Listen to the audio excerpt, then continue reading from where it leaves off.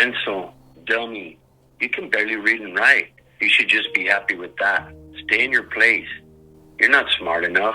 And even if you got into a school, and that's a big if, you won't make it because in the end, you're a dummy. You can't afford college. College isn't for you. College isn't for us. Might as well start looking for a job. That's the narrative of my youth. Those are the voices I still hear in my head. And because those voices were so loud, I actually believe them. So when I tried attending New Mexico Highlands back in the day, I dropped out. So yes, I thought those voices were right. Soy un menso. I'm a dummy. I mean, who was I kidding? My reading and comprehension were so low, I had no idea how to even begin to be a student, let alone a successful one. After messing up at school, I got a back-breaking job. Stayed in the workforce for 30 plus years. But my last job, I got yelled at for petty things, and all for a measly $10 an hour. I had enough. Quit my job and began to remember those other voices. The voices that said I could do it. I could make it in college. It was the voice of my high school counselor, Pete Campos, now our honorable state senator. It was his voice that helped me build the courage to start at CNN. Still, no real direction of where I was going with this education. It didn't matter. I knew I was doing the right thing. But then in my remedial English class, I wrote an essay about my familia, my roots. After reading it, my instructor thought it was good. He told me about a Chicana and Chicano Studies class, said I should take it. So I did, not knowing what to expect.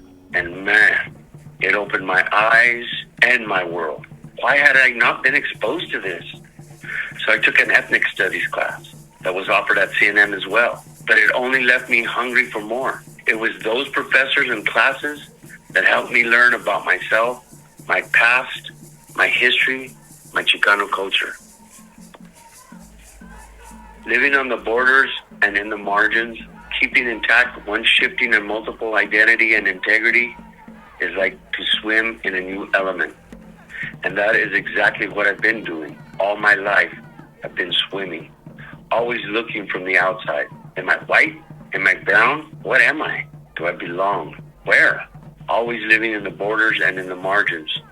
I'm not sure if I truly understand all of Gloria Anzaldua's writings, but those writings speak to me. I believe she would be okay with me not completely understanding what she was talking about. What I believe she would be proud is that I am inspired to think, to believe, to find my truth that lies in our borderlands and in our culture. Here in my home, New Mexico, and in my Chicana and Chicano Studies home, Universidad de Nuevo Mexico. So that is my trajectory in 3 acts. First act, not being good enough. Second act, my eyes open. And my final, but not my last act, finding my community, my home.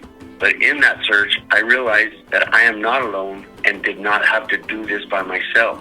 And I will tell anyone hearing this, if you find my story familiar, don't give up. Reach out. Find us.